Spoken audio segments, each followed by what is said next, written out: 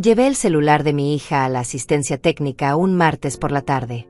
Era un favor simple, algo que cualquier madre haría sin pensar dos veces. Ángela me había pedido que lo dejara allí porque tenía problemas con la pantalla y ella estaba ocupada con el trabajo. Yo acepté sin dudar. Nunca imaginé que ese gesto cambiaría mi vida para siempre. Cuando llegué al local, reconocí al técnico de inmediato. Era César, un hombre que había conocido a mi difunto marido años atrás. Nos saludamos con la calidez de quienes comparten un pasado en común. Le expliqué el problema del celular y él lo tomó con profesionalidad, prometiendo revisarlo en unos minutos. Me senté en la pequeña sala de espera, observando las paredes llenas de carteles sobre reparaciones y garantías. El lugar olía a electrónica nueva y a café viejo. Pasaron tal vez 20 minutos cuando César salió de la sala técnica con una expresión que no supe interpretar de inmediato. No era exactamente preocupación, pero tampoco era la tranquilidad de quien va a entregar un aparato arreglado. Se acercó a mí con pasos lentos y me pidió que lo acompañara a un rincón más privado del local. Su voz era baja, casi un susurro. Sentí un escalofrío recorrer mi espalda. César me miró directamente a los ojos y dijo algo que hizo que mi corazón se detuviera por un instante. Avisa al banco para bloquear tus cuentas. Cambia todas tus contraseñas. Y no vuelvas a casa sin antes hablar conmigo. No entendí nada. Mi mente se llenó de preguntas que se atropellaban unas con otras. ¿Qué había pasado? ¿Por qué me decía eso? ¿Qué tenía que ver el celular de mi hija con mis cuentas bancarias? César debió ver el terror en mi rostro porque respiró hondo antes de continuar. Giró la pantalla del celular hacia mí y lo que vi me heló la sangre. Aplicaciones bancarias abiertas. Mis aplicaciones. Con mis datos. Con movimientos que yo no había autorizado. Transferencias que no reconocía.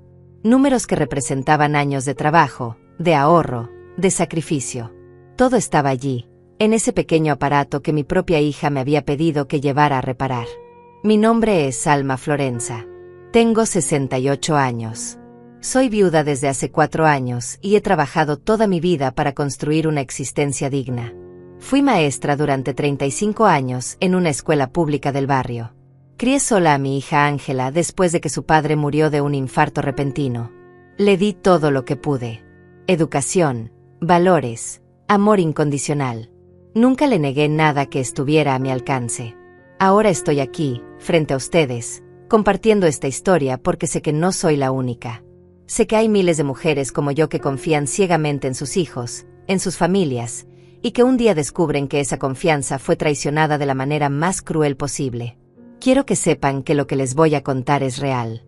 Cada detalle, cada emoción, cada momento de dolor y de rabia que experimenté. Lo que descubrí ese día en la asistencia técnica fue apenas la punta del iceberg. Una traición tan profunda que ni siquiera mi peor pesadilla hubiera podido imaginarla. Y lo peor de todo es que vino de la persona que más amé en este mundo. De mi única hija. De Ángela. Pero antes de contarles todo lo que pasó después, necesito que entiendan cómo llegué hasta ese momento. Necesito que conozcan quién era yo antes de ese martes que partió mi vida en dos. Porque solo así comprenderán la magnitud de lo que me hicieron. Y solo así entenderán por qué decidí luchar en lugar de rendirme. Siempre fui una mujer organizada. Desde joven aprendí el valor del trabajo duro y del ahorro. Mi esposo y yo construimos nuestra casa con esfuerzo, ladrillo por ladrillo. Cuando él murió, me quedé con una pensión modesta pero suficiente, más algunos ahorros que habíamos guardado juntos durante décadas. No era una fortuna, pero era mío. Era el resultado de años de levantarme temprano, de cuidar cada centavo, de sacrificar gustos personales para asegurar un futuro tranquilo. Ángela siempre fue mi orgullo. Era una niña inteligente, aplicada en la escuela. Estudió administración de empresas en la universidad pública y consiguió un buen trabajo en una empresa de importaciones. Se casó joven, pero el matrimonio no duró más de 3 años. Desde entonces vivió sola, aunque yo siempre estuve cerca para apoyarla en lo que necesitara. Almorzábamos juntas los domingos. Hablábamos por teléfono casi todos los días. Yo creía que teníamos una relación cercana, honesta, llena de amor mutuo. Hace aproximadamente 1 año, Ángela comenzó a mostrar más interés en mis finanzas. Al principio me pareció natural. Decía que se preocupaba por mí, que quería asegurarse de que yo estuviera bien protegida en caso de cualquier emergencia. Me sugirió que modernizara mis cuentas bancarias, que usara aplicaciones en el celular para hacer todo más fácil. Yo, que apenas sabía usar el teléfono para llamadas y mensajes, acepté su ayuda sin sospechar nada. Fue ella quien instaló las aplicaciones. Fue ella quien configuró las contraseñas. Yo le di acceso a todo porque confiaba en ella. Porque era mi hija.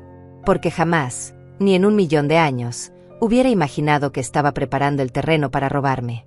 Durante meses, todo pareció normal. Yo revisaba mis extractos en papel cuando llegaban por correo y no notaba nada extraño. Las cuentas parecían estar en orden. Los números cuadraban con lo que yo recordaba haber gastado. Pero lo que no sabía era que ella había creado otras cuentas. Cuentas que yo no conocía. Cuentas desde donde transfería pequeñas cantidades de dinero de manera tan sutil que yo nunca lo notaría en un vistazo rápido. Ángela fue paciente, meticulosa, calculadora. No sacó todo de una vez porque eso hubiera sido demasiado obvio. Lo hizo poco a poco, mes tras mes, erosionando mis ahorros como el agua erosiona la piedra. Y yo, confiada y ciega, no vi nada hasta que fue demasiado tarde. Ese martes, cuando César me mostró la pantalla del celular de mi hija, sentí que el piso se abría bajo mis pies. Vi aplicaciones de 3 bancos diferentes. Vi movimientos de los últimos 6 meses. Vi transferencias a cuentas que no reconocía. Vi mi dinero desapareciendo ante mis ojos, sin que yo hubiera autorizado nada. César me explicó que había encontrado todo eso mientras intentaba reparar el sistema operativo del teléfono. Las aplicaciones bancarias estaban configuradas para guardar las sesiones abiertas. No hacía falta contraseña para entrar. Simplemente tocabas el icono y ya estabas dentro. Dentro de mis cuentas. Dentro de mi vida. Dentro de todo lo que había construido durante casi 70 años de existencia. Mi primera reacción fue la negación. Tiene que haber un error, le dije a César. Tal vez Ángela estaba ayudándome a organizar algo y yo lo olvidé. Tal vez había una explicación lógica para todo esto. Pero César negó con la cabeza lentamente. Me mostró las fechas, los montos, los destinatarios. Nada de eso tenía que ver conmigo. Nada de eso era para mi beneficio. Entonces vino el miedo. Un miedo profundo, visceral, que me paralizó por completo. Si Ángela estaba haciendo esto, ¿qué más era capaz de hacer? ¿Hasta dónde había llegado ya? ¿Cuánto había perdido sin siquiera saberlo? Y la pregunta más terrible de todas, ¿por qué? César me tomó de la mano con gentileza y me dijo que necesitaba actuar rápido. Que no podía volver a casa como si nada hubiera pasado. Que tenía que protegerme antes de que fuera demasiado tarde. Me sentí tan perdida en ese momento. Tan frágil. Tan vieja de repente. Como si todos mis años me cayeran encima de golpe y me aplastaran contra el suelo. Pero algo dentro de mí, algo que creía dormido desde hacía mucho tiempo, comenzó a despertar. Una chispa de rabia. Una necesidad de justicia. Una voz que me decía que no podía dejarme destruir así. No después de todo lo que había luchado. No después de todo lo que había sobrevivido. César me ofreció un vaso de agua y me pidió que respirara profundo. Luego sacó su propio celular y me ayudó a llamar al banco. Bloqueamos las cuentas una por una. Cambiamos todas las contraseñas. Pedimos un reporte completo de movimientos de los últimos 12 meses. El empleado del banco me preguntó si quería hacer una denuncia formal y yo, con la voz quebrada pero firme, dije que sí.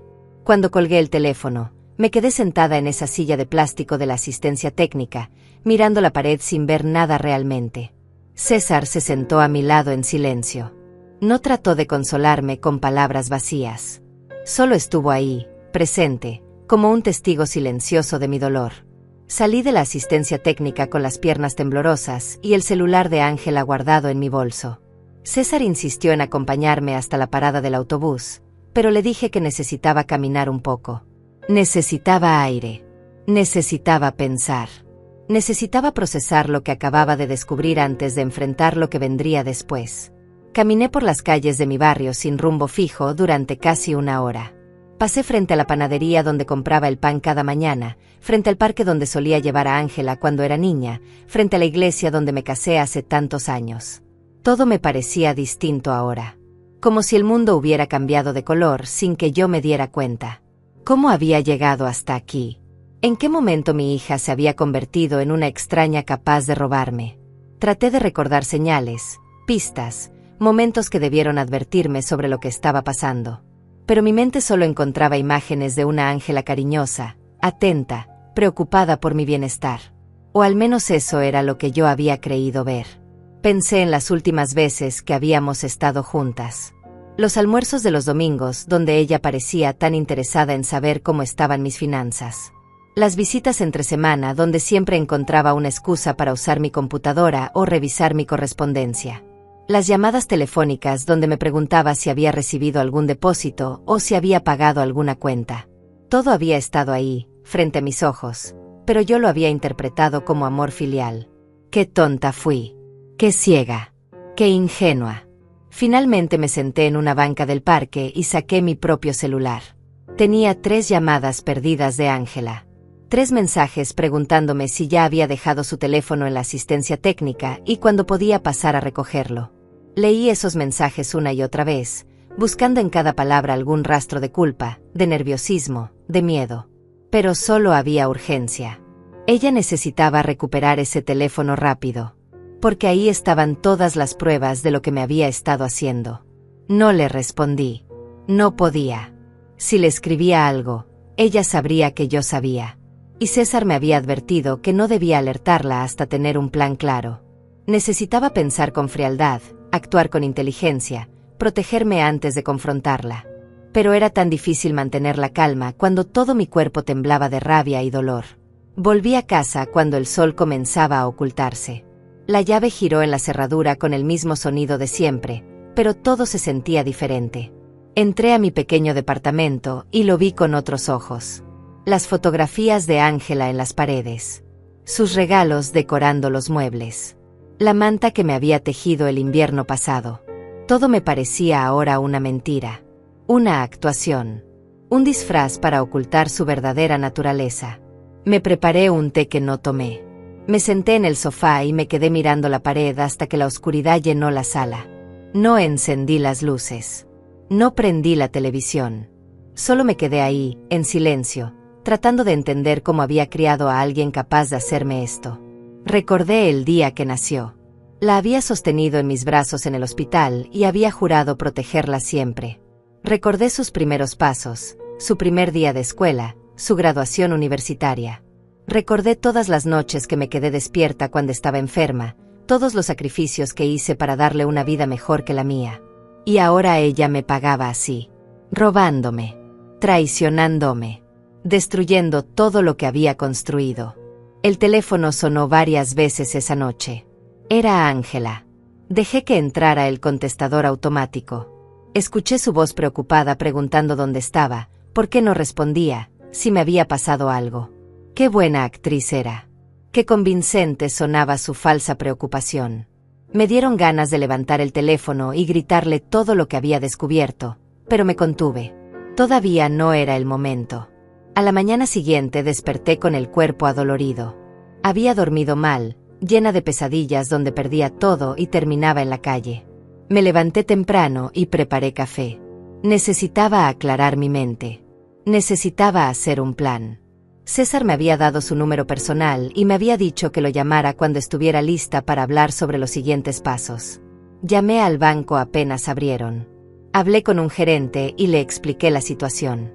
Me dijeron que necesitaba hacer una denuncia formal ante las autoridades y que ellos cooperarían con la investigación. Me enviaron por correo electrónico un reporte completo de todos los movimientos sospechosos de los últimos 12 meses. Cuando abrí ese documento y vi la lista interminable de transferencias no autorizadas, sentí que me faltaba el aire. Había perdido casi $20,000. $20,000 que había ahorrado durante décadas. Dinero que representaba años de trabajo, de privaciones, de sueños postergados. Ángela había estado sacando pequeñas cantidades cada semana. $200 aquí, 300 allá. Nunca lo suficiente para que yo lo notara de inmediato, pero lo bastante como para vaciar lentamente mis cuentas. Imprimí todos los documentos. Los organicé por fecha. Los revisé una y otra vez hasta que los números se grabaron en mi memoria. Cada transferencia era como un golpe directo al corazón. Cada fecha era un recordatorio de mi propia estupidez por haber confiado tanto. Luego llamé a César. Le conté lo que había descubierto y él me escuchó en silencio. Cuando terminé de hablar, me dijo que conocía a un abogado muy bueno que se especializaba en casos de fraude familiar. Me dio el número y me recomendó que lo llamara lo antes posible.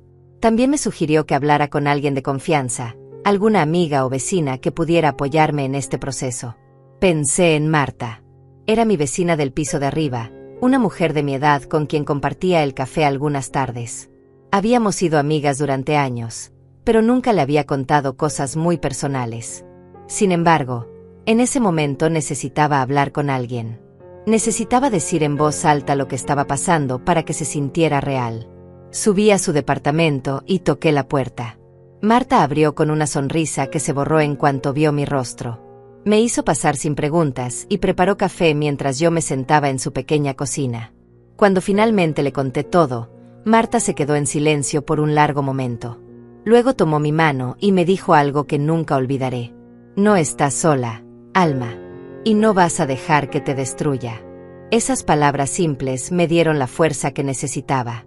Marta tenía razón. No podía dejarme destruir. No después de todo lo que había sobrevivido en la vida. Había criado sola a una hija después de quedar viuda. Había trabajado durante 35 años en una profesión que me exigía todo.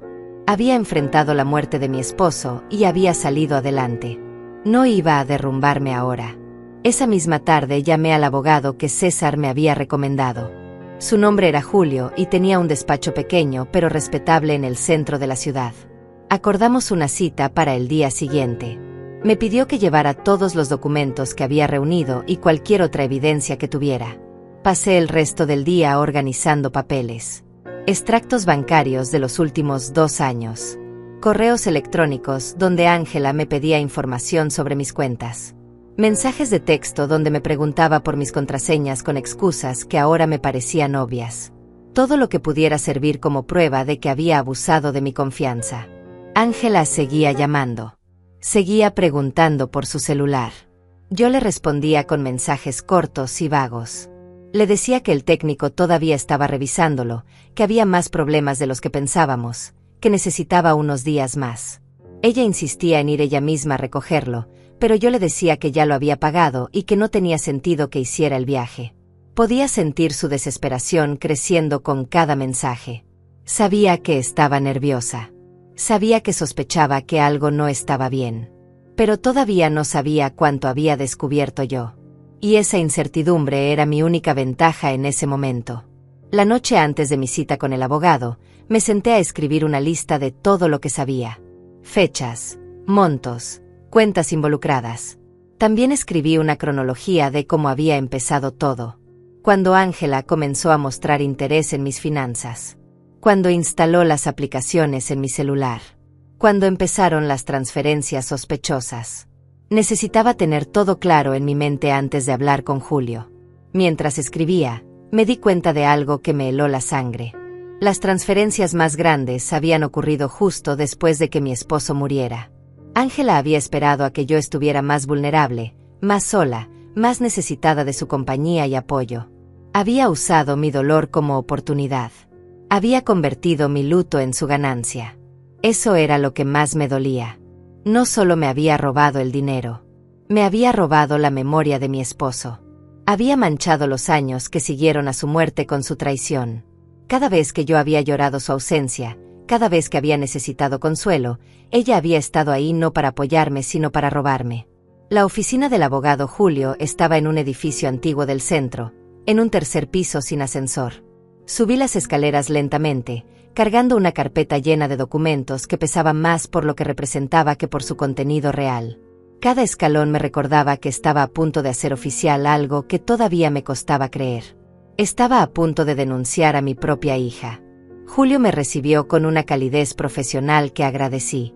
Era un hombre de unos 50 años, con el cabello gris en las sienes y unos lentes que se acomodaba constantemente mientras hablaba. Su oficina era modesta pero ordenada. Las paredes estaban cubiertas de diplomas y certificados que hablaban de años de experiencia en casos legales complejos. Me senté frente a su escritorio y coloqué la carpeta entre nosotros como si fuera una barrera física entre mi vida anterior y lo que vendría después. Julio abrió la carpeta y comenzó a revisar los documentos en silencio. Su expresión se mantuvo neutral, pero yo podía ver en sus ojos que entendía la gravedad de la situación. Después de varios minutos, levantó la vista y me miró directamente. Señora Florenza, lo que tenemos aquí es un caso claro de fraude y apropiación indebida. Su hija tuvo acceso a sus cuentas bajo su confianza y lo usó para transferir fondos sin su autorización. Esto es un delito grave, especialmente considerando que usted es una persona mayor y ella abusó de su posición como familiar directo. Escuchar esas palabras en voz alta me hizo sentir mareada. Delito grave. Fraude. Apropiación indebida. Eran términos legales fríos para describir algo que para mí era simplemente devastador. Julio continuó explicándome las opciones que tenía. Podía hacer una denuncia penal, lo que significaba que Ángela podría enfrentar cargos criminales.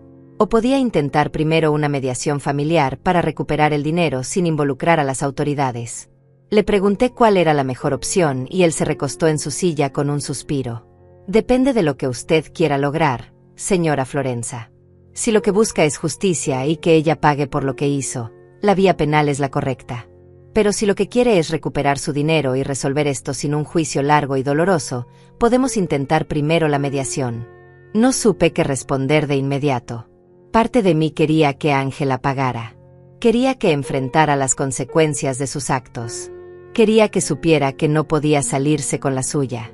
Pero otra parte de mí, esa parte maternal que todavía se resistía a creer lo que estaba pasando, no quería verla en prisión.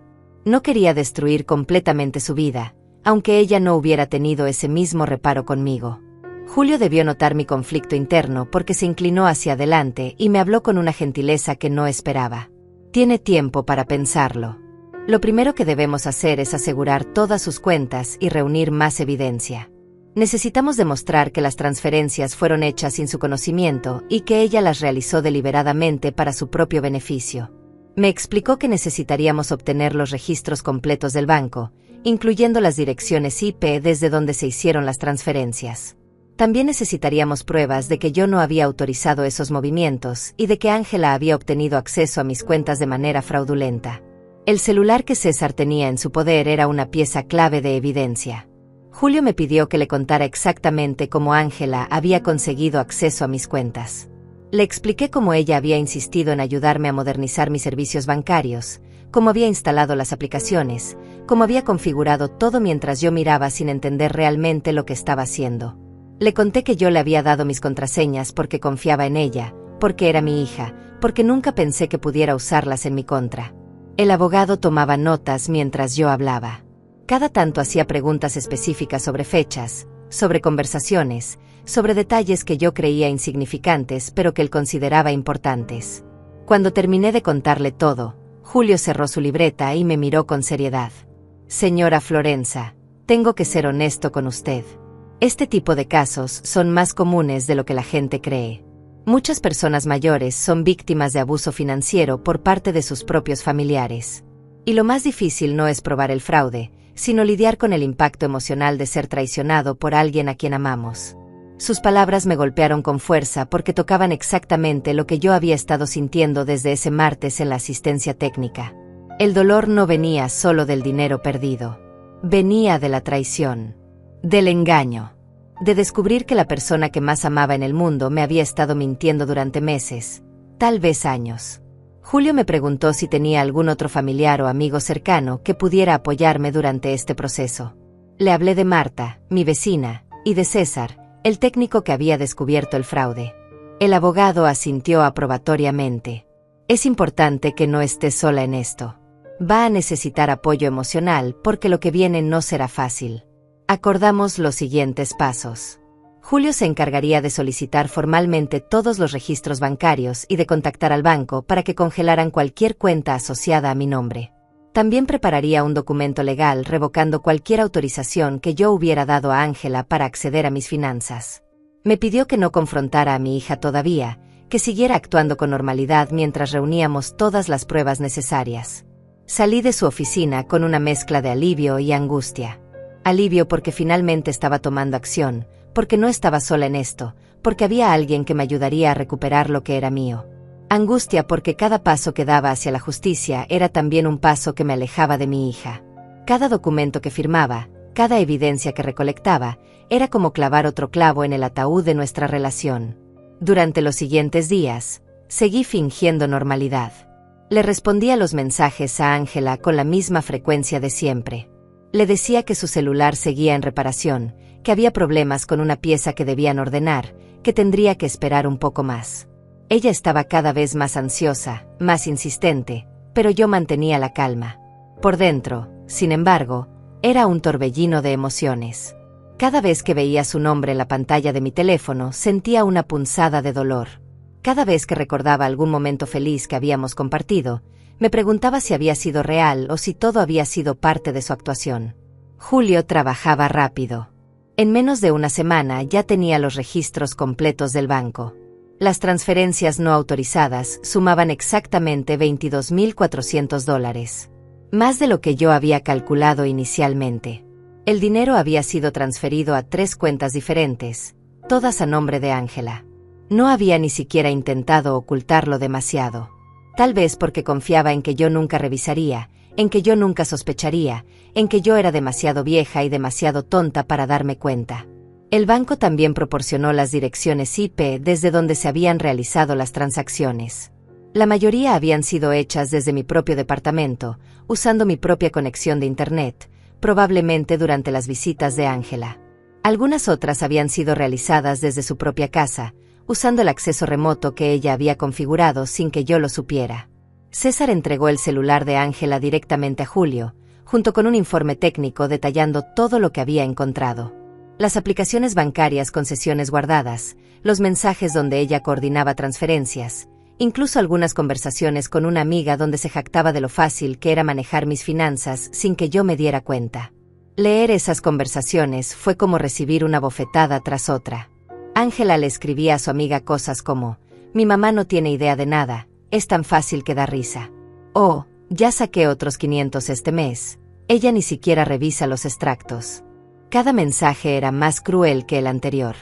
Cada palabra confirmaba que yo no había sido solo una víctima del fraude, sino también del desprecio de mi propia hija. Julio me mostró las conversaciones con cuidado, preparándome antes para lo que iba a leer. Aún así, nada pudo prepararme para el impacto de ver por escrito lo poco que mi hija me respetaba. No era solo que me estuviera robando. Era que se estaba riendo de mí mientras lo hacía. El abogado me explicó que con esta evidencia teníamos un caso sólido. Podíamos proceder de 2 maneras. La primera era hacer una denuncia penal inmediata. Con las pruebas que teníamos, era muy probable que Ángela fuera procesada y condenada. La segunda opción era confrontarla primero en presencia de un mediador legal, presentarle las evidencias y darle la oportunidad de devolver el dinero y firmar un acuerdo de restitución sin ir a juicio. Le pregunté a Julio cuál era su recomendación profesional. Él respiró profundo antes de responder. Profesionalmente, le diría que vaya directo a la denuncia penal. Pero como alguien que ha visto muchos casos de abuso familiar, sé que estas situaciones son más complicadas que simples números en una cuenta bancaria. Si cree que hay alguna posibilidad de que su hija reconozca lo que hizo y esté dispuesta a reparar el daño, la mediación podría ahorrarle mucho dolor. Pensé en eso durante días. ¿Qué quería realmente? ¿Justicia o reparación? ¿Castigo o cierre? ¿Ver a mi hija en prisión o recuperar mi dinero y mi dignidad? No eran decisiones fáciles. No había un manual que me dijera cómo proceder cuando tu propia sangre te traiciona de esta manera. Marta subió a mi departamento esa noche con una bolsa de pan dulce y una determinación que no admitía negativas. Me encontró sentada en el sofá, rodeada de papeles y documentos, tratando de decidir qué camino tomar. Se sentó a mi lado sin decir nada al principio, solo preparó té para ambas y esperó a que yo rompiera el silencio.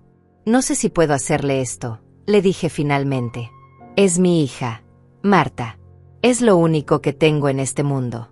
Si la denuncio, la pierdo para siempre». Marta tomó mi mano con firmeza. «Alma, escúchame bien. Ella ya te perdió a ti el día que decidió robarte. Tú no estás destruyendo nada. Ella ya lo destruyó todo. Lo que tú estás haciendo ahora es defenderte. Y eso no está mal. Eso nunca estará mal. Sus palabras me llegaron hondo porque tenía razón. Yo no había iniciado esta guerra.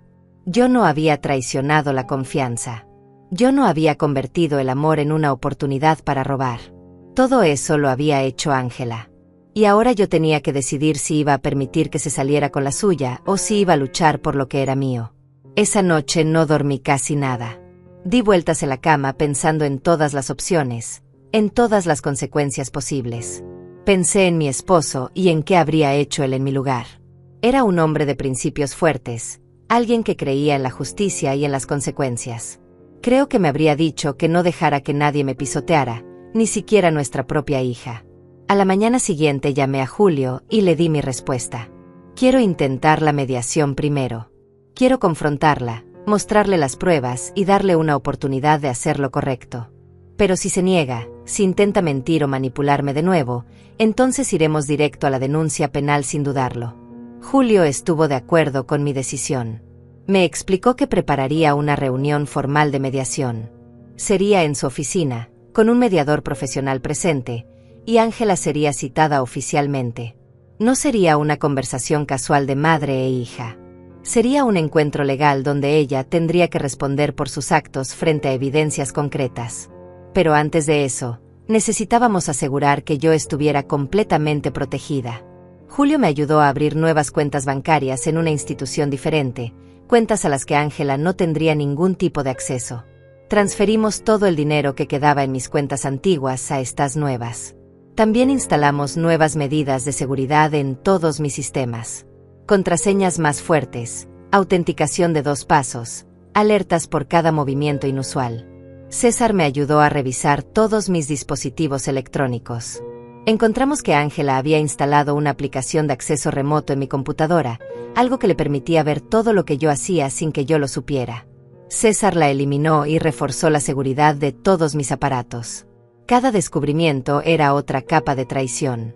Cada medida de seguridad que tomábamos era otra confirmación de que mi propia hija me había estado vigilando y controlando.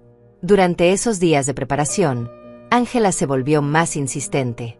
Me llamaba varias veces al día preguntando por su celular. Sus mensajes eran cada vez más urgentes, más desesperados. Necesito mi teléfono. Mamá, tengo información importante ahí. ¿Por qué está tardando tanto? ¿Puedo ir yo misma a recogerlo? Yo le respondía con excusas vagas. El técnico encontró más problemas. Tuvieron que pedir piezas especiales. Está tomando más tiempo de lo esperado. Cada mentira que le decía me dolía, pero sabía que era necesario. No podía alertarla sobre lo que estaba por venir. No podía darle tiempo para preparar sus propias defensas o para destruir más evidencia. Una tarde, Ángela apareció sin avisar en mi departamento.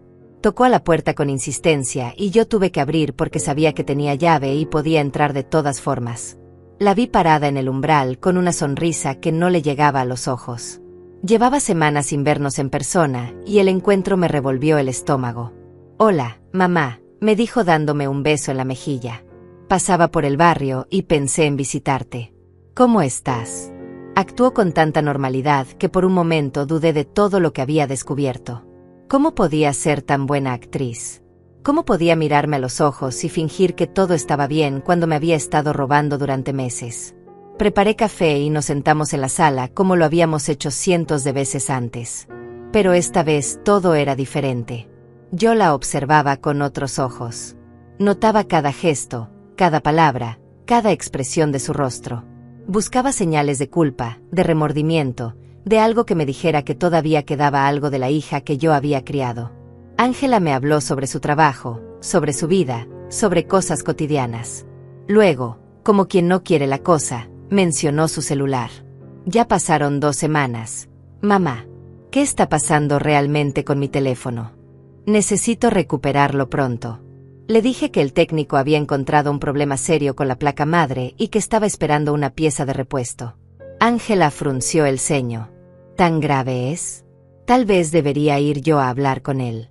Dame la dirección del lugar. Le dije que no era necesario, que yo ya lo había pagado y que lo recogería en cuanto estuviera listo.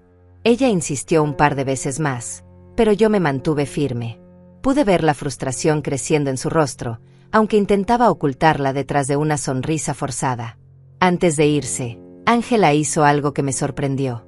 Se acercó a mi escritorio donde yo tenía la computadora y me preguntó si podía revisarla un momento. «Necesito enviar un correo urgente del trabajo y mi batería está muerta», me dijo. Era una mentira obvia.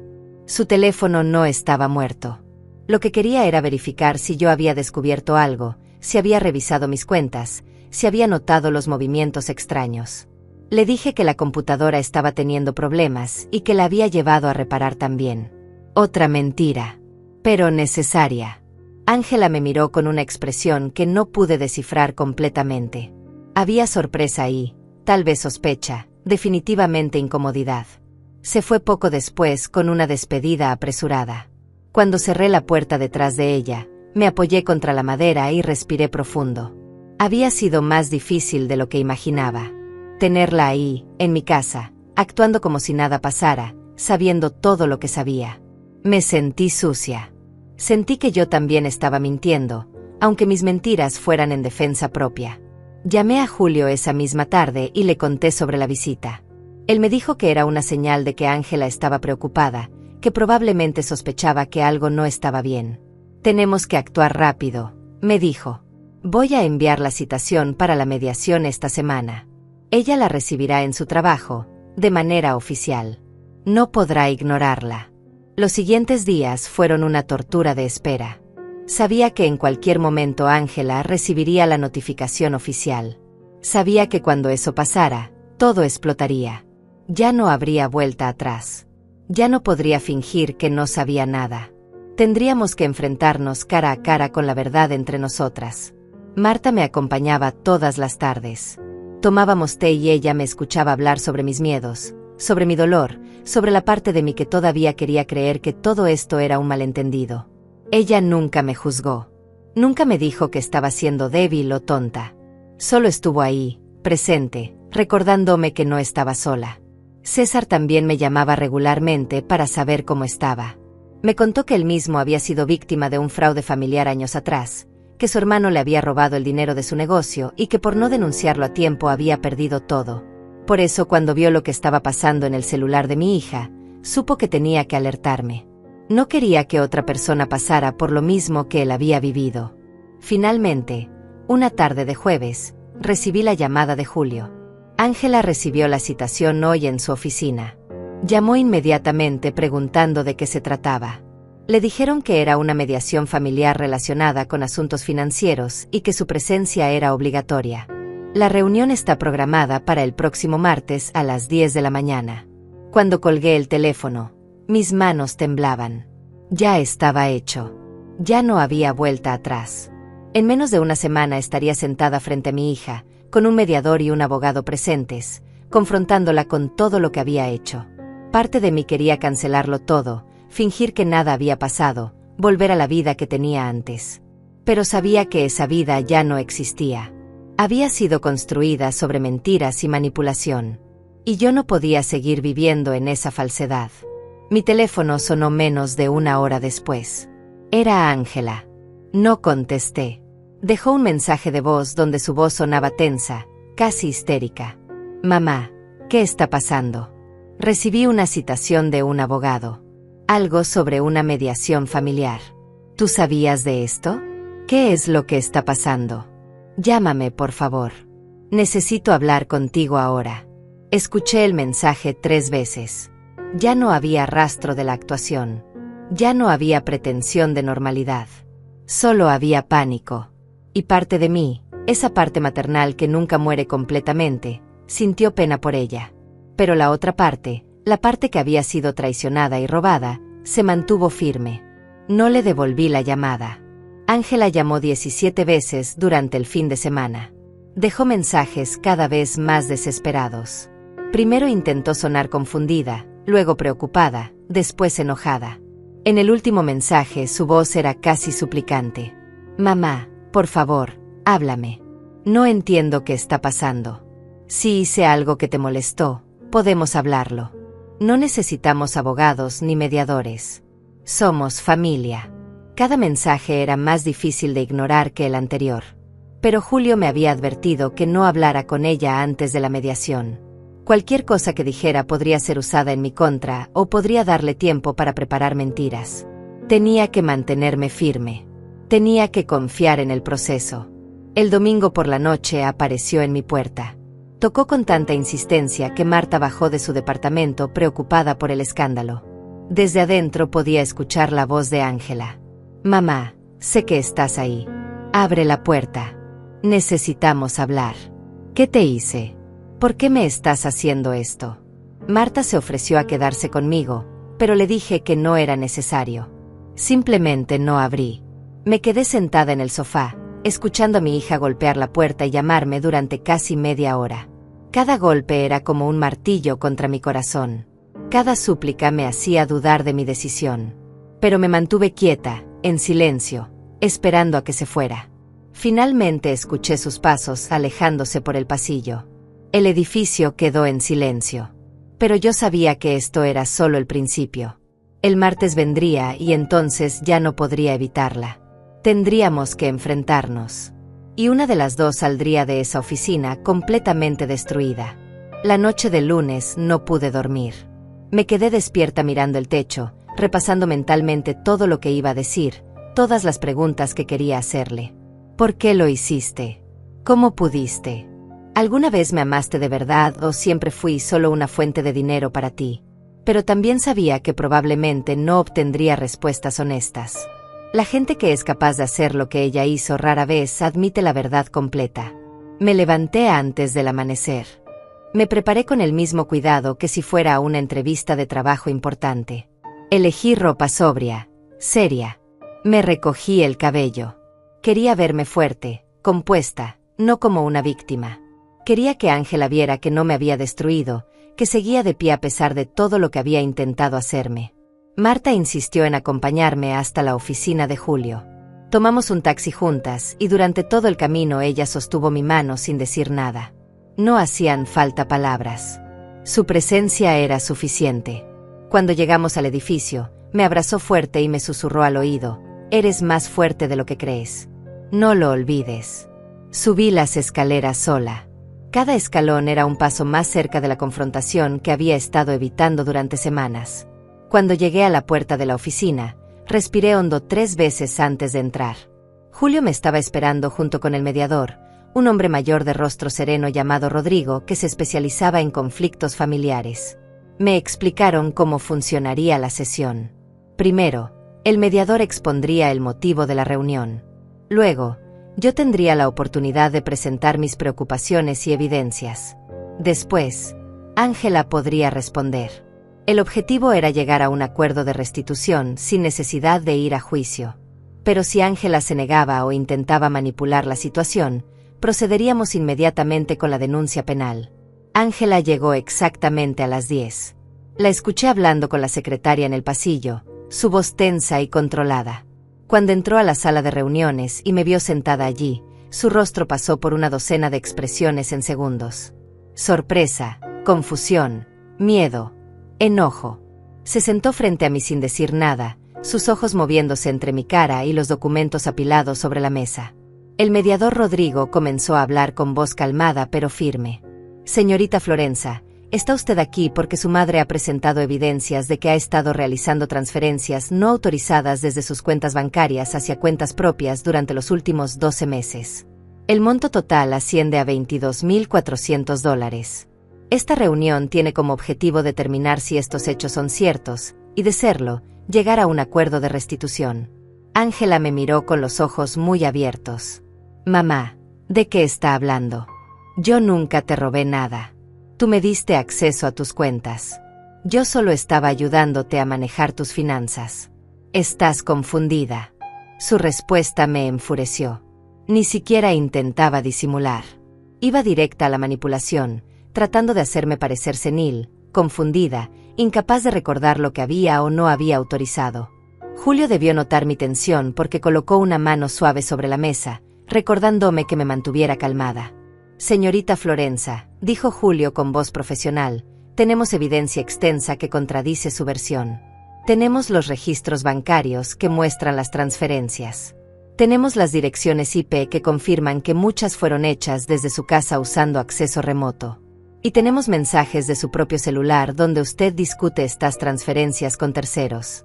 Julio comenzó a pasar documentos sobre la mesa, uno por uno. Extractos bancarios con las transferencias marcadas en amarillo. Reportes técnicos del banco mostrando las direcciones IP. Capturas de pantalla de las conversaciones que César había encontrado en su celular.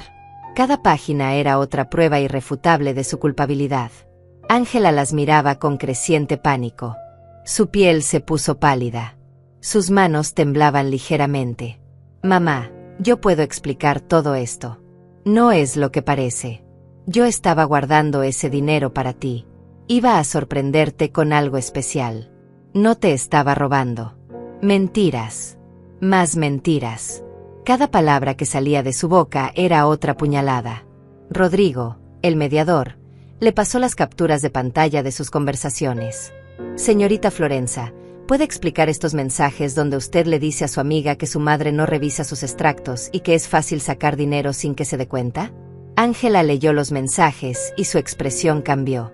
Ya no había manera de negar lo innegable. El silencio en la sala era denso, pesado. Yo la miraba fijamente, esperando que dijera algo, cualquier cosa que pudiera justificar lo que había hecho. Esperando una disculpa, un reconocimiento, un destello de remordimiento. Necesitaba el dinero, dijo finalmente con voz baja. Tengo deudas.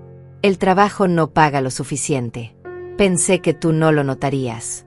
Tienes tanta plata guardada y vives tan simple. No pensé que fuera tan grave. No pensaste que fuera grave, repetí sintiendo como la rabia subía por mi garganta. Robaste $22,000 de tu propia madre.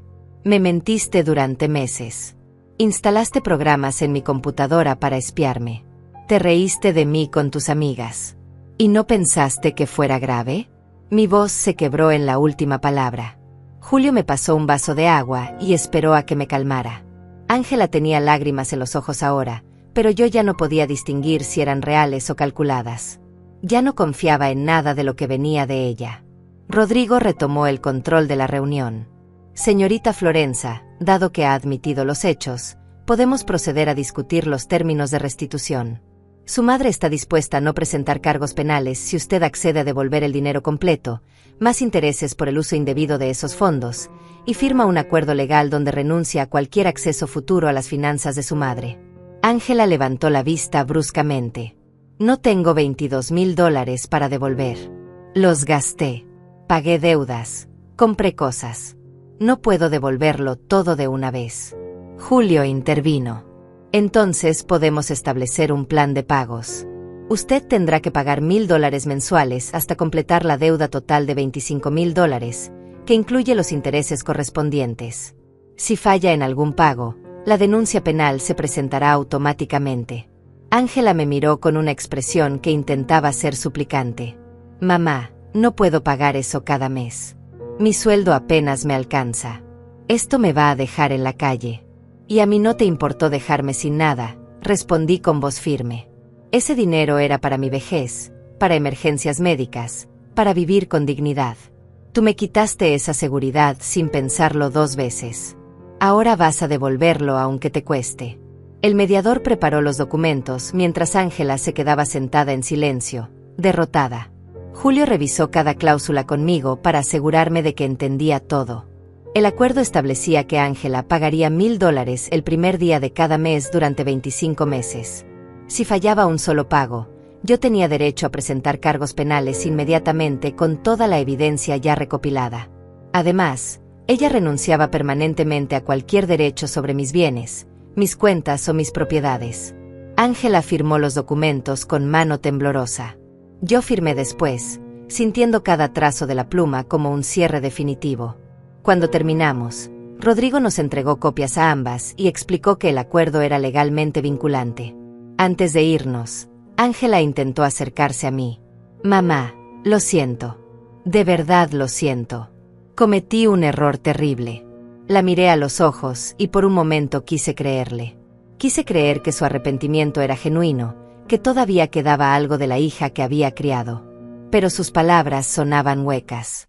Un error terrible es olvidar una cita importante o decir algo hiriente en un momento de enojo. Lo que ella hizo fue premeditado, calculado, sostenido en el tiempo. Eso no era un error. Era una elección. No respondí. Simplemente tomé mi copia del acuerdo, me levanté de la silla y salí de esa oficina sin mirar atrás.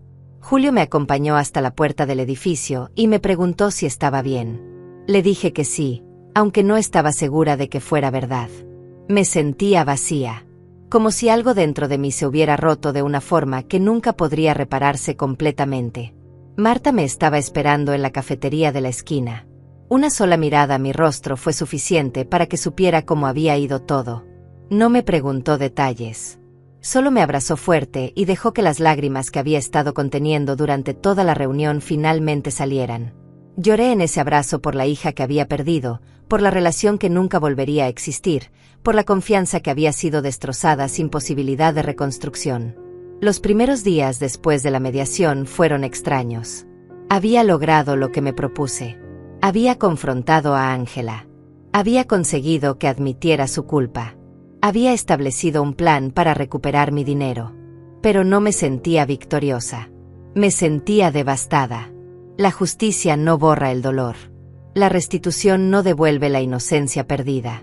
Ángela hizo el primer pago puntualmente el 1 del mes siguiente. $1000 transferidos a mi nueva cuenta bancaria.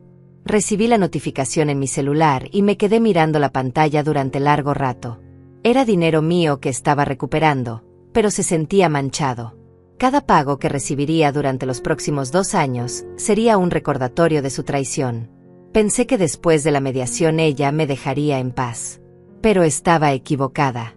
Ángela comenzó a enviarme mensajes. Al principio eran disculpas largas y elaboradas. Mamá, necesito que entiendas por qué lo hice. Estaba desesperada. Tenía deudas de tarjetas de crédito que no podía pagar. El banco me estaba amenazando con demandas. No sabía qué más hacer. No respondí ninguno de esos mensajes. Julio me había aconsejado que mantuviera contacto mínimo con ella, solo lo estrictamente necesario relacionado con los pagos mensuales. Cualquier otra comunicación podría ser peligrosa. Ángela podría intentar manipularme de nuevo, hacerme sentir culpable, convencerme de que fuera más flexible con el acuerdo. Cuando se dio cuenta de que yo no respondía a sus disculpas, cambió de táctica. Los mensajes se volvieron más agresivos. Estás siendo cruel, mamá. Soy tu única hija. ¿Vas a tirar a la basura toda nuestra relación por dinero? ¿El dinero es más importante que tu familia? Esa lógica retorcida me enfurecía. Ella era quien había puesto precio a nuestra relación cuando decidió robarme. Ella era quien había valorado el dinero por encima del amor familiar. Yo solo estaba protegiendo lo que era mío. Pero aún así, sus palabras se clavaban hondo. Hacían que me cuestionara si estaba siendo demasiado dura, si debía ser más comprensiva, si una buena madre perdonaría y olvidaría. Fue Marta quien me mantuvo firme durante esos momentos de debilidad. Alma, ella está tratando de manipularte otra vez. Eso es lo que hacen los abusadores. Primero se disculpan, luego se victimizan, después te culpan a ti. No caigas en su juego. Tú no hiciste nada malo. Tenía razón. Reconocí el patrón porque lo había visto en casos de violencia doméstica cuando era maestra. El ciclo de abuso seguía siempre los mismos pasos. Y Ángela estaba siguiendo el manual perfectamente. Bloqueé su número para mensajes, pero dejé abierta la línea de comunicación por correo electrónico solo para asuntos relacionados con los pagos. Pensé que eso sería suficiente para mantenerla a distancia. Pero una tarde, aproximadamente un mes después de la mediación, recibí una llamada de mi médico. Señora Florenza, necesito confirmar con usted una solicitud que recibimos. Su hija Ángela llamó diciendo que está preocupada por su salud mental y quiere acceso a su historial médico completo. ¿Usted autorizó esto? Sentí como si me hubieran echado agua helada encima. No, respondí tratando de mantener la voz calmada. No autoricé nada de eso. No le den ninguna información. Y por favor, pongan una nota en mi expediente de que ella no tiene permiso para acceder a nada relacionado con mi salud. Cuando colgué, mis manos temblaban. Entendí lo que Ángela estaba intentando hacer. Si conseguía acceso a mi historial médico, podría buscar cualquier cosa que pudiera usar para declararme incapaz. Un diagnóstico de presión alta, una consulta por olvidos ocasionales, cualquier cosa que pudiera torcer para hacer parecer que yo no estaba en condiciones de manejar mis propias finanzas. Llamé a Julio inmediatamente. Él tomó nota de todo y me dijo que esto podía considerarse una violación del acuerdo que habíamos firmado. Ángela había prometido no interferir en mi vida de ninguna manera.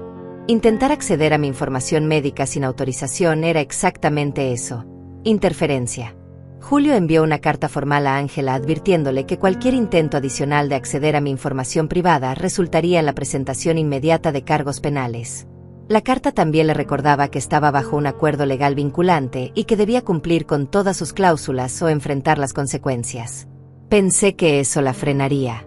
Pero 2 semanas después, mi vecina del segundo piso me contó algo inquietante. Alma, tu hija estuvo aquí ayer preguntándome sobre ti. Quería saber si te había visto actuando extraño, si olvidabas cosas, si tenías problemas para cuidarte sola. Le dije que estabas perfectamente bien y que no tenía nada más que decirle. Ángela estaba recolectando testimonios. Estaba tratando de construir un caso para declararme incapaz. Si conseguía suficiente gente que dijera que me veían confundida o que necesitaba ayuda, podría pedir una evaluación de mi capacidad mental. Y si esa evaluación salía de cierta manera, podría conseguir una tutela sobre mí. Podría controlar de nuevo todas mis finanzas, todas mis decisiones, toda mi vida. El miedo que sentí fue diferente al que había experimentado cuando descubrí el robo. Este era más profundo, más visceral. Me estaba dando cuenta de que Ángela no iba a detenerse. No iba a aceptar la derrota. Iba a seguir intentando controlarme, manipularme, destruirme hasta conseguir lo que quería. Hablé con Julio sobre mis opciones. Él me sugirió que considerara solicitar una orden de restricción. Con las evidencias del robo, el intento de acceder a mi información médica y ahora esto de interrogar a mis vecinos, teníamos suficiente para argumentar que Ángela representaba una amenaza para mi bienestar. Una orden de restricción.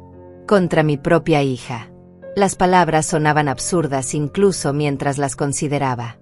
Pero Julio tenía razón. Necesitaba protección legal más fuerte. Ángela había demostrado que no respetaba límites, que no aceptaba las consecuencias de sus actos, que seguiría intentando hacerme daño mientras pudiera. Iniciamos el proceso para la orden de restricción. Reunimos todas las evidencias, los intentos de acceder a mi historial médico, los testimonios de vecinos sobre sus interrogatorios, los mensajes agresivos que me había enviado. Julio argumentó que Ángela estaba acosándome y que su comportamiento constituía una amenaza a mi seguridad emocional y financiera. Mientras esperábamos la respuesta del juez, algo más perturbador sucedió. Comencé a sentirme extraña.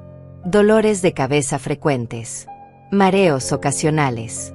Náuseas sin razón aparente. Al principio pensé que era el estrés de toda la situación. Pero los síntomas se empeoraban en lugar de mejorar. Una noche, después de cenar, el mareo fue tan fuerte que tuve que acostarme. Marta había bajado a tomar té conmigo y se asustó al verme tan pálida. Insistió en llevarme al hospital. En la sala de emergencias, después de varios análisis, el médico me preguntó si había estado tomando algún medicamento nuevo o si alguien más tenía acceso a mi comida. La pregunta me dejó helada. ¿Por qué me pregunta eso, doctor? Porque sus síntomas son consistentes con toxicidad leve. No es nada que ponga en peligro su vida inmediato, pero definitivamente hay algo en su sistema que no debería estar ahí. ¿Alguien más cocina para usted o prepara sus alimentos? Pensé en las últimas semanas. Yo cocinaba para mí misma. Nadie más tenía acceso a mi comida. Excepto. Recordé entonces que 2 veces Ángela había aparecido sin avisar trayendo comida. Dijo que había cocinado de más y pensó en compartir conmigo. Yo había comido esa comida sin sospechar nada. Y ambas veces, esa misma noche, había tenido síntomas similares a los que estaba experimentando ahora. Le conté al médico sobre esas visitas. Él intercambió una mirada preocupada con la enfermera. Señora Florenza, necesito ser directo con usted. Creo que alguien está poniendo algo en su comida. No es veneno en el sentido tradicional, pero podría ser algún tipo de medicamento en dosis altas. Suficiente para hacerla sentir mal, para hacerla parecer confundida o enferma. Las palabras del médico resonaron en mi cabeza como un eco interminable. Alguien estaba poniendo algo en mi comida. No era paranoia. No era imaginación. Era real. Y solo había una persona que tenía motivos para hacerme parecer enferma, confundida, incapaz de cuidarme sola. Ángela estaba tratando de destruirme de la manera más cruel posible. El médico me recomendó guardar muestras de cualquier comida que recibiera de fuentes externas y llevarlas a analizar. También me sugirió que denunciara esto a la policía inmediatamente. Marta, que había escuchado toda la conversación, estaba pálida de shock. Alma, esto es grave. Muy grave. No puedes dejar que se salga con la suya. Llamé a Julio desde el hospital. Él llegó en menos de una hora con un oficial de policía. Les conté todo. Las visitas inesperadas de Ángela con comida, los síntomas que aparecían después de comerla, el diagnóstico del médico sobre toxicidad leve. El oficial tomó notas detalladas y me explicó que necesitábamos evidencia concreta para presentar cargos. Durante los siguientes días, seguí las instrucciones del médico al pie de la letra. No comí nada que no hubiera preparado yo misma. Instalé una cámara de seguridad pequeña en mi cocina, oculta entre los frascos de especias. Julio me había conseguido el equipo y César me ayudó a instalarlo de manera que no fuera obvio. Si Ángela intentaba algo de nuevo, tendríamos pruebas en video. No tuve que esperar mucho. 4 días después, Ángela apareció en mi puerta con un contenedor de comida. Tocó el timbre con insistencia hasta que abrí. Su sonrisa era dulce, pero sus ojos tenían algo frío que me estremeció. Hola, mamá. Te traje sopa. Sé que últimamente no te has estado sintiendo bien. Pensé que esto te haría bien. ¿Cómo sabía que no me había estado sintiendo bien? Yo no le había dicho nada. No habíamos hablado. La respuesta era obvia. Ella sabía porque ella era la causa de mi malestar. Aún así, mantuve la compostura. Tomé el contenedor con las manos y le agradecí con una frialdad que ella debió notar. Se quedó un momento en la puerta, como esperando que la invitara a pasar.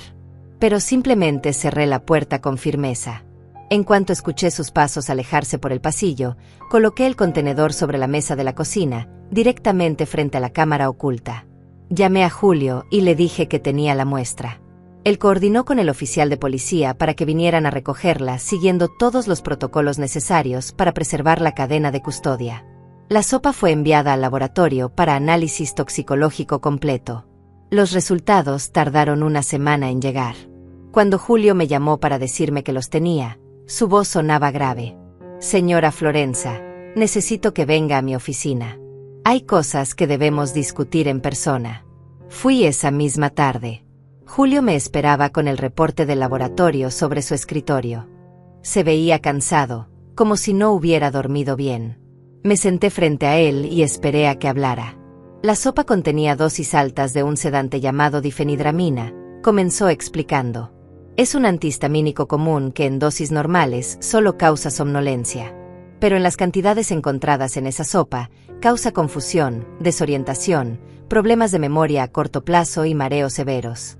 Básicamente, tu hija estaba drogándote para hacerte parecer senil. Sentí que el aire abandonaba mis pulmones. Una cosa era sospechar. Otra muy distinta era tener la confirmación científica en un documento oficial. Ángela no solo me había robado. No solo había intentado acceder a mi información médica. Estaba literalmente envenenándome para poder declararme incapaz y quedarse con todo.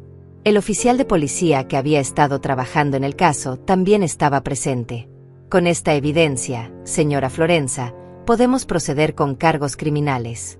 Lo que su hija hizo constituye intento de causar daño físico, administración de sustancias controladas sin consentimiento y abuso de adulto mayor.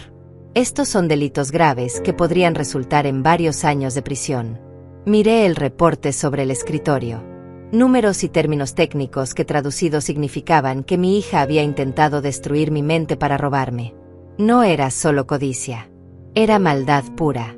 Y yo, que la había criado, que le había dado todo, que había sacrificado tanto por ella, no podía entender cómo había llegado a esto. Quiero presentar los cargos, dije con voz firme.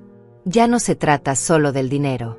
Se trata de mi vida, de mi salud, de mi seguridad. Ella demostró que es capaz de cualquier cosa. No puedo permitir que siga libre para hacerme más daño. Julio y el oficial intercambiaron una mirada de aprobación. Iniciaron el proceso de inmediato. Prepararon toda la documentación necesaria. El fraude financiero, los intentos de acceder a mi información médica sin autorización, el acoso a mis vecinos, y ahora el envenenamiento deliberado. Todo junto construía un caso sólido e innegable. La orden de arresto fue emitida 2 días después. Ángela fue detenida en su trabajo un miércoles por la mañana. Me enteré por una llamada de Julio. Está bajo custodia policial. La audiencia de cargos será mañana. ¿Quieres estar presente? No estaba segura. Parte de mí quería verla enfrentar las consecuencias de sus actos. Pero otra parte no quería volver a ver su rostro nunca más. Finalmente decidí ir. Necesitaba cerrar este capítulo de mi vida completamente. Necesitaba verla de pie frente a un juez, escuchar los cargos leídos en voz alta, presenciar el momento en que su mundo se derrumbaba como ella había intentado derrumbar el mío. Marta me acompañó al juzgado. César también vino para darme apoyo moral. Los 3 nos sentamos en la sala esperando a que trajeran a Ángela. Cuando finalmente apareció, esposada y vestida con el uniforme de la cárcel, sentí una punzada de dolor que no esperaba. A pesar de todo, seguía siendo mi hija. A pesar de todo lo que me había hecho, verla así me rompía el corazón. Pero ese sentimiento duró solo un momento. Porque cuando Ángela me vio sentada en la sala, su expresión no mostró remordimiento ni vergüenza. Mostró rabia. Me miró con un odio tan puro que me hizo retroceder físicamente en mi asiento.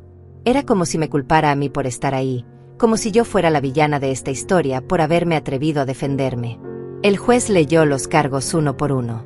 Fraude financiero, apropiación indebida, intento de administración de sustancias controladas, abuso de adulto mayor, acoso. Cada cargo llevaba años potenciales de prisión.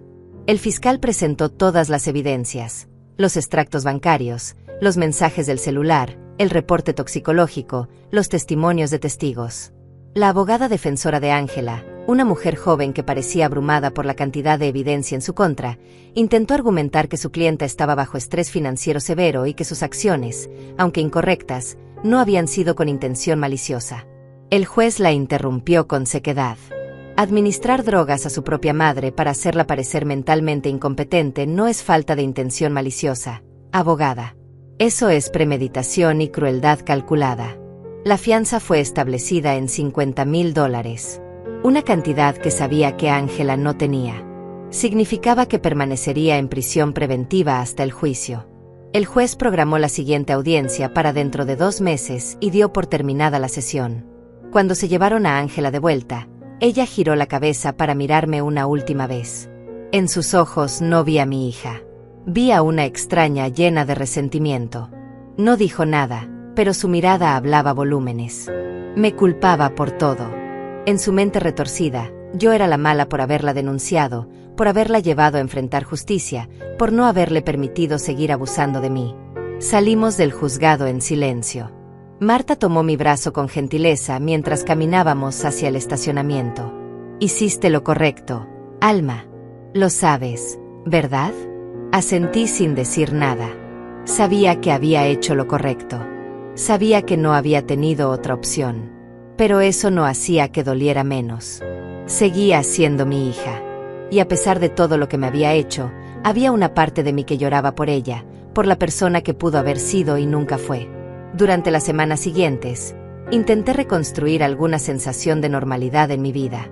Los síntomas de envenenamiento desaparecieron completamente ahora que Ángela no tenía acceso a mí. Volví a sentirme lúcida, fuerte, presente. Fue entonces cuando me di cuenta de cuánto tiempo había estado siendo afectada sin saberlo. Meses, tal vez. Pequeñas dosis constantes que me hacían sentir confundida, olvidadiza, débil. Julio me mantuvo informada sobre el progreso del caso. La abogada de Ángela intentó negociar un acuerdo, pero el fiscal no estaba dispuesto a reducir los cargos dada la gravedad de los hechos. El juicio estaba programado para dentro de 3 meses. Yo sería llamada a testificar. Tendría que sentarme en ese estrado, frente a un jurado, y contar toda esta historia dolorosa frente a extraños. La idea me aterraba y me fortalecía al mismo tiempo. Testificar significaba exponer mi dolor, mi vergüenza, mi ingenuidad. Pero también significaba decir mi verdad. Significaba asegurarme de que Ángela no pudiera manipular la narrativa, no pudiera hacerse la víctima, no pudiera convencer a nadie de que yo era una madre cruel que estaba exagerando. Una tarde, aproximadamente un mes después de la audiencia de cargos, recibí una carta en el correo. Era de Ángela. La había escrito desde la prisión. Mi primer instinto fue romperla sin leerla. Pero la curiosidad pudo más. La abrí con manos temblorosas. La carta estaba escrita con letra apretada en 2 hojas de papel. Comencé a leer esperando encontrar disculpas, arrepentimiento, algún rastro de la hija que creía haber criado. Pero lo que encontré fue completamente diferente. Mamá, comenzaba la carta. Espero que estés feliz ahora. Conseguiste lo que querías. Me tienes aquí encerrada como si fuera una criminal mientras tú disfrutas de tu vida y tu dinero. ¿Alguna vez pensaste en por qué hice lo que hice? ¿Alguna vez te detuviste a considerar que tal vez yo también estaba sufriendo? Seguí leyendo con incredulidad creciente. La carta continuaba justificando sus acciones, culpándome a mí por no haber sido más generosa, por haber guardado tanto dinero mientras ella supuestamente pasaba necesidades. Me acusaba de ser tacaña, de no haber pensado en su futuro, de haberla obligado a tomar medidas desesperadas. No mencionaba ni una sola vez el envenenamiento. No reconocía haber intentado destruir mi mente. No pedía perdón por haberme robado $22,000. En cambio, se presentaba como la víctima de una madre egoísta que prefería el dinero sobre el bienestar de su propia hija. La última línea me golpeó con particular dureza. Cuando salga de aquí, recordaré que elegiste destruirme. Y viviré con esa memoria el resto de mi vida. Espero que el dinero te haga compañía, porque yo ya no estaré. Doblé la carta lentamente y la guardé en un sobre. No lloré. Ya no me quedaban lágrimas para ella. Lo que sentí fue una claridad fría y definitiva. Ángela no iba a cambiar. No iba a reconocer lo que había hecho. No tenía capacidad de ver más allá de su propio egoísmo y su sentido distorsionado de víctima. Le mostré la carta a Julio. Él la leyó con expresión seria y luego la guardó en el expediente del caso. Esto podría ser útil en el juicio. Demuestra falta absoluta de remordimiento. El jurado necesita ver esto. Las semanas pasaron y finalmente llegó el día del juicio. Me vestí con la misma sobriedad con la que había ido a la mediación meses atrás. Marta, César y hasta algunos vecinos que habían sido testigos de los intentos de Ángela de recopilar información sobre mí, vinieron a apoyarme. La sala del tribunal estaba llena. El fiscal presentó el caso de manera meticulosa. Mostró los extractos bancarios, las capturas de pantalla de los mensajes donde Ángela se burlaba de mí, el reporte toxicológico de la sopa envenenada, los testimonios de mi médico sobre los síntomas que había experimentado. Cada pieza de evidencia construía un retrato innegable de abuso calculado y premeditado. Cuando me llamaron al estrado, caminé con la espalda recta y la cabeza alta. El fiscal me hizo preguntas básicas primero. Mi nombre, mi edad, mi relación con la acusada. Luego me pidió que contara, con mis propias palabras, cómo había descubierto el fraude. Conté la historia completa. Desde el día que llevé el celular a César, hasta la mediación, hasta el envenenamiento. Hablé con voz clara y firme, sin dramatizar, simplemente relatando los hechos tal como habían ocurrido. El jurado me escuchaba con atención. Algunas de las mujeres mayores entre ellos asentían con expresiones de comprensión y empatía. La abogada de Ángela intentó desacreditarme durante el contrainterrogatorio. Sugirió que yo podía estar confundida sobre las transferencias, que tal vez había autorizado los movimientos y lo había olvidado. Pero yo tenía respuesta para cada insinuación. Los registros del banco mostraban claramente que las transacciones se hicieron sin mi conocimiento. El reporte técnico demostraba que Ángela había instalado software de acceso remoto sin mi consentimiento. Cuando la abogada intentó sugerir que el envenenamiento podría haber sido accidental, que tal vez Ángela simplemente había puesto demasiado de algún ingrediente sin mala intención, el fiscal objetó inmediatamente. El juez sostuvo la objeción y recordó a la defensa que el reporte toxicológico era claro, las cantidades de sedante en la sopa no eran accidentales. César testificó después de mí. Explicó exactamente qué había encontrado en el celular de Ángela y cómo había alertado de inmediato sobre el fraude. Su testimonio era técnico pero comprensible, y establecía claramente que no había ambigüedad en lo que Ángela estaba haciendo. Mi médico también testificó sobre los síntomas que había experimentado y cómo eran consistentes con envenenamiento por sedantes. Explicó que en personas mayores, este tipo de intoxicación puede causar confusión severa que fácilmente podría ser diagnosticada erróneamente como demencia o deterioro cognitivo. El fiscal mostró entonces la carta que Ángela me había enviado desde la prisión. La leyó en voz alta para el jurado. Cuando llegó a la parte donde ella me culpaba por destruirla, vi caras de shock y desaprobación entre los miembros del jurado. No había manera de interpretar esas palabras como arrepentimiento genuino. La defensa llamó a Ángela al estrado. Ella subió vestida con ropa conservadora que obviamente había sido elegida para dar una impresión de respetabilidad. Su abogada le hizo preguntas diseñadas para humanizarla, para presentarla como una hija preocupada que había cometido errores por estar bajo presión financiera. Ángela lloró en el estrado.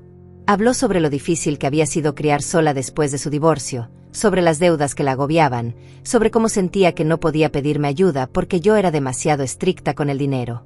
Se presentó como desesperada y asustada, no como calculadora y cruel. Pero el fiscal la destrozó en el contrainterrogatorio.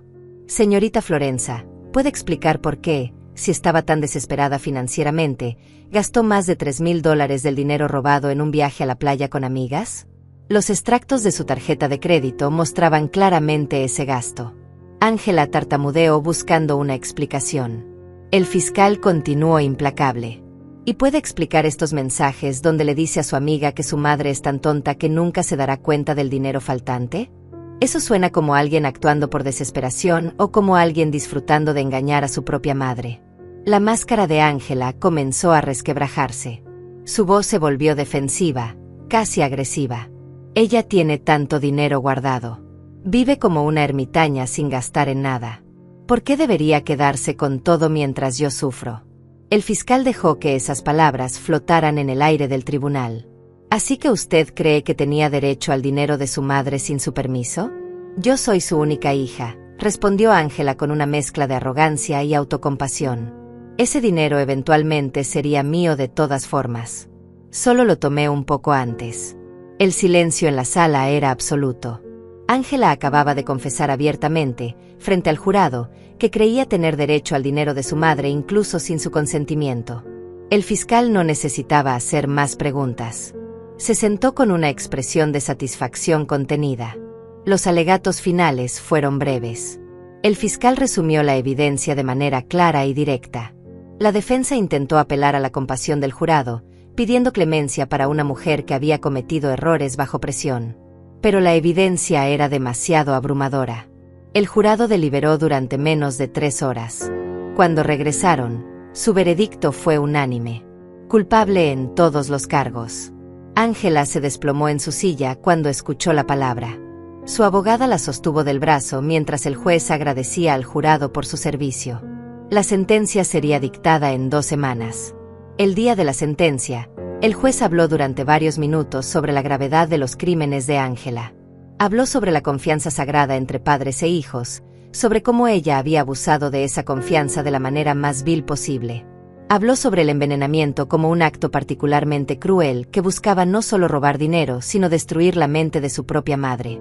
Por los crímenes de fraude financiero, administración no autorizada de sustancias controladas y abuso de adulto mayor, el juez sentenció a Ángela a 6 años de prisión. Además, tendría que pagar restitución completa de los $22,400 más intereses y costos legales. Cuando el juez bajó el mazo dando por terminada la sesión, sentí algo extraño recorrer mi cuerpo. No era alegría. No era satisfacción. Era más bien un peso que finalmente se levantaba de mis hombros. Durante meses había cargado con el miedo, la incertidumbre y el dolor de no saber si conseguiría justicia. Ahora lo sabía. El sistema había funcionado. La verdad había prevalecido. Ángela fue llevada fuera de la sala sin mirarme.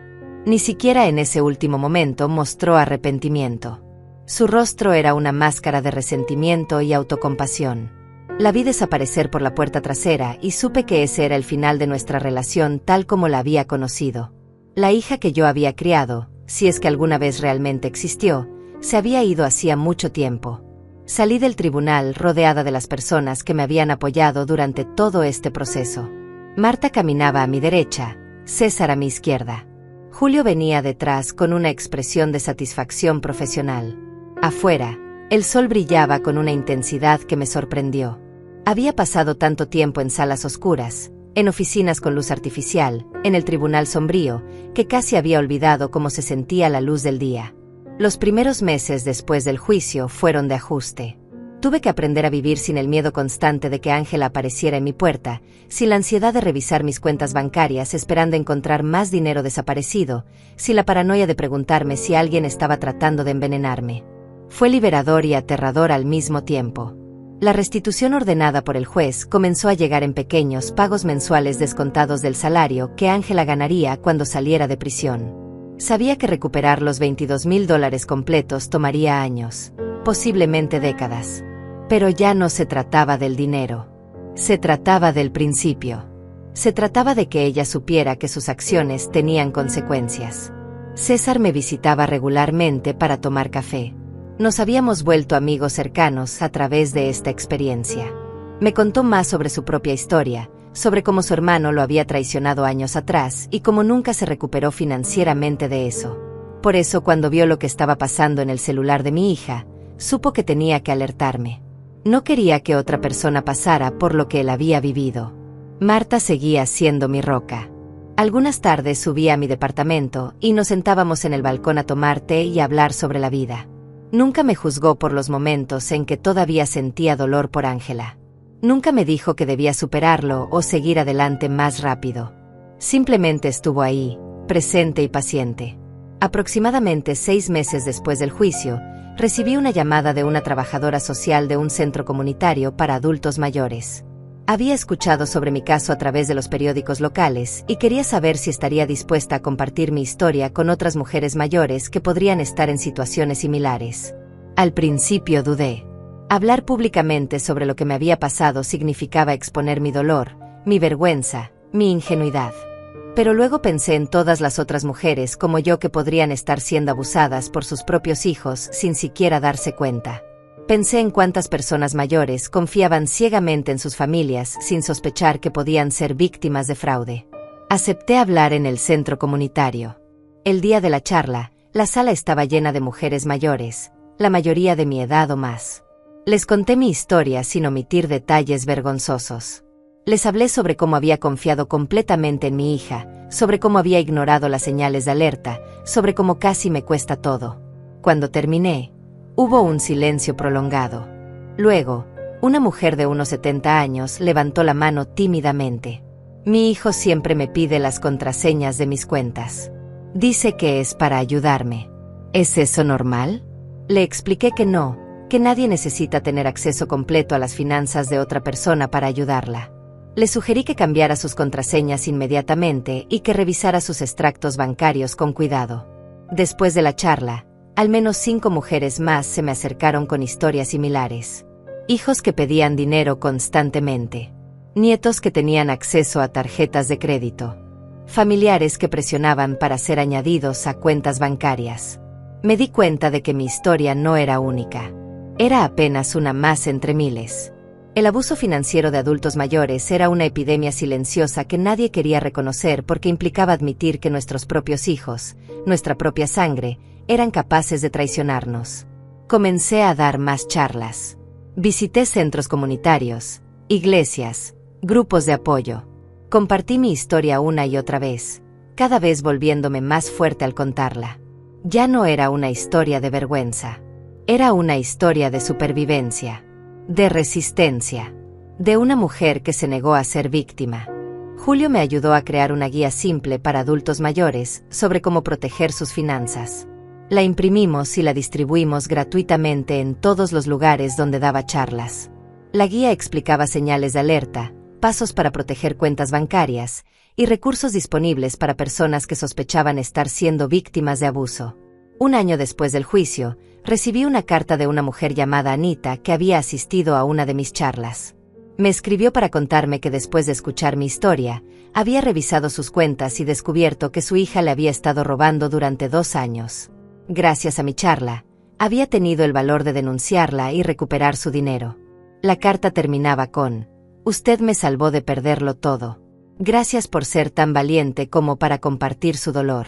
Esa carta me hizo llorar. Pero eran lágrimas diferentes a las que había derramado durante los meses oscuros de la traición. Eran lágrimas de propósito. Mi dolor no había sido en vano. Mi experiencia estaba ayudando a otras personas. 2 años después del juicio, mi vida había encontrado un nuevo ritmo. Seguía viviendo en el mismo departamento, pero ahora con sistemas de seguridad mejorados y un círculo de amigos que me apoyaban. César, Marta y yo nos reuníamos regularmente. Habíamos formado nuestra propia pequeña familia elegida.